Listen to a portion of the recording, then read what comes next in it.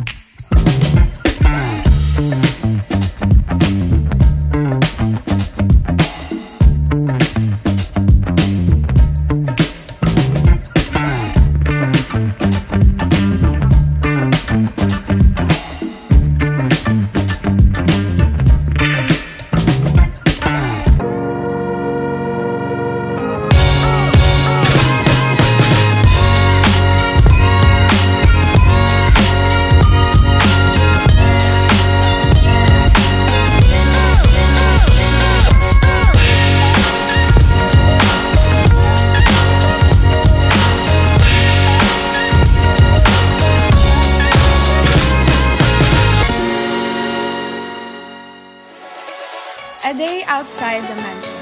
Nagpunta ang The House of Collab together with Fairfax Network Channel artists sa Hydro Manila para pumarty. Kami basa guys, kami basa. Mamaya magbabasa kami. Babasay namin lahat.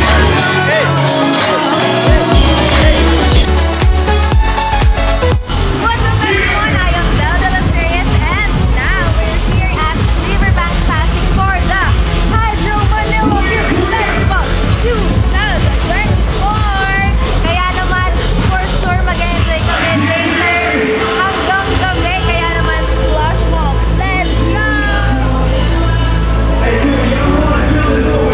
Everyone, the show is called Lucky. Hope you like this one.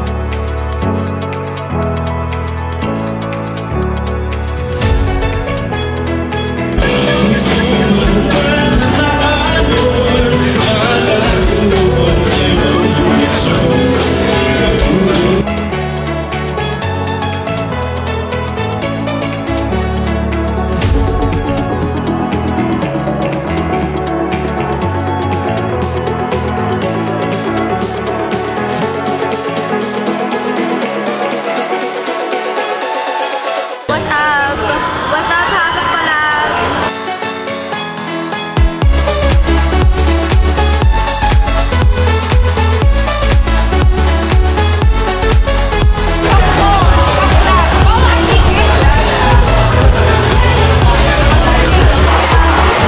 Ang dugyot, sabi ni Bel kain. Paano sa'yo? Kain!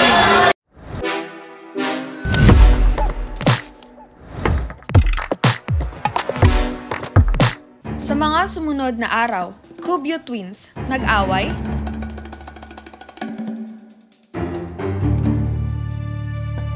saksihan natin ang mga pangyayari.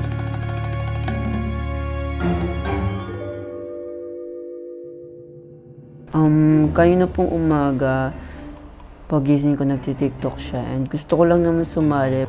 Then, nakita ko siya bumaba, kakababa lang niya sa room, nagpicture siya. Tapos, nakita niya ako nagsasayaw. Saktong alam niya rin yung step. So, bigla siyang lumapit. Tapos, may nagsayaw na kami nung una, tapos nakita namin na may iba siyang step na mali. Nagti-TikTok sila, tapos itong si Kuya Noe, inaayos niya yung phone para gawin yung TikTok na ginagawa nila. Tapos, si Kuya Noe, salita ng salita na pointless kasi, yung ganun eh. Pagdating po sa mga asaran, mga galing po talaga ako mga asaran. Like, yung mapipikon po talaga yung mga kausap, ganun po. So, yun yung nangyari kanina. Sinabihan ko kasi siyang, tinatama mo yung point mo, pointless ka naman. Hindi kami nagkaintindihan sa steps.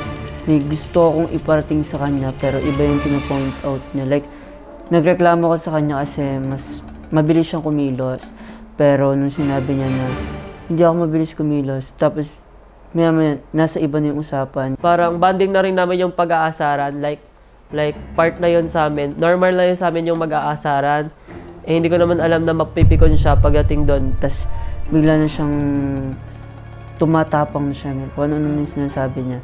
So, nag-init na yung tenga ko. Nakikipag-usap kami sa mga viewers sa Talk 247. Tapos, ayun, nakala namin, nakita ko na sinuntok ni Noah, si Noe, sa first. Nandito kami sa Thrive Room that time ni Ekang nagagawa ng content. Tapos bigla naming narinig si Quincy na sumisigaw. Napaupo sila sa tabi ko. And then ako, sabi ko, Kuya Ansel, sabi ko, awatin mo na. Ito si Kuya Ansel, nakatingin lang, parang na-shock siguro, nakatingin lang sa kanila. Akala ko, kapatid na away, yung simpleng ganun lang, tapos okay na agad. Doon na pala, nag-aawayan na yung dalawa. Tapos, ito naman si Noe, sumasagot kay Noah. So, hindi nagpipigil talaga si Noah, sumusulong talaga. Tapos kami yung nag-aawat. Natapon pa nga yung cellphone ko nang dahil doon. Nung pagtanggal ko ng camera, ng phone ko, doon pa siya lalong nainis. Doon na siya sumuntok ng sumuntok. Eh ako naman, hindi naman ako sumuntok. Like, hindi talaga ako gumante. Like, nag-ano lang ako. Dinepense ko lang yung sarili ko. Like, nakaganyan lang talaga ako. Tapos, ayun, siya talaga yung sumusuntok. Parang galit na galit siya. Ewan ko kung bakit. High blood na ako. Kasi high blood po kasi siya sa lagi. Parang namana niya po yung ugali ng papa ko, which is yung ugali po kasi ng papa ko, high blood. Tapos hindi ko na napigilan. Tapos nakalimutan kong may nakatutok na camera. So, nagdire-diretso po ako. Tapos parang seryoso na nga. Pumasok ako ng living room. Then, ayun, nakaiwalay na yung kambal. Tapos na sila mag-away. Then, habang nagsasagutan sila, yung si Noah naman is lumalapit-lapit pa para banatan yung kambal niya. Kasi nagsasalita pa si Noah. Ayun, napigilan ko. At tinawag ni Quincy sila RJ, yun, umabot na si Quincy at yun, umabot na din si Derek. Hindi ko po alam kung sa amin lang ni Noah, pero pag po kasi kambal, kung gaano kayong dalawa ka-close, parang pagdating sa pag-aaway, ganun din po kayo kalala mag-aaway po. Kami po nila as a twin sa labas. Kami po yung twin na sobrang magkasundo. Pero mas madalas yung time na sobrang magkaaway kami, sobrang magkasalungat kami. Yung buhay namin, away-bate, aso't pusa. Hindi po kami dati sa Tagaytay nakatira. Then, nawala po yung mother namin. Like, 7 years old po kami. May kumupkup na tita namin dito sa Tagaytay. So, dito na kami tumira. Nung pagkawala po ng mother ko, sumunod na rin yung father ko nung parang 10 years old po kami or 11. Nawala na din po siya. Tapos, saka po kami lumipat ng Tagaytay. Tumira po kami sa tita namin like 3 to 4 years. And sa ngayon po, may sarili na kami ni Noah ang bahay. So, kami lang po ang dalawa ni Noah sa bahay. Kami din po yung nag-aasikaso sa sarili namin. Sa bills, sa foods, lahat po. Kami lang po ang dalawa. Nung may trabaho po kami ni Noah ang dalawa. Nagtrabaho kami ni Noah ng magkahiwalay. Nagtrabaho siya ng kanya, nagtrabaho ng akin. Nag-focus po kami sa work, sa catering po. Nag-waiter po kami ni Noah almost 1.5 year po. Ayun po. Tapos, doon po kami kumukuha ng pangkain at pangbayad po ng mga bills. Pero minsan yung isa sa amin kumakapos.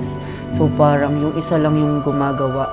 Yung isa lang din yung isa naman minsan mawawala na din. Tapos papalit-palitan lang, ganun. Tapos may times na mawawalan siya ng work. Ako naman po yung magkakaroon ng work. So ako naman po yung magbabayad ng kuryente. Kami lang yung magkasama, dapat lagi kami magtulungan. Yun na rin yung isang dahilan kung bakit magkaaway kami, pero 5 minutes lang magkabati na kami.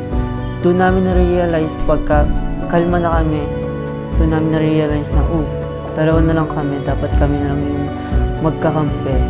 So ayun, nagiging magkakampi ulit kami kahit magkaaway kami kanina.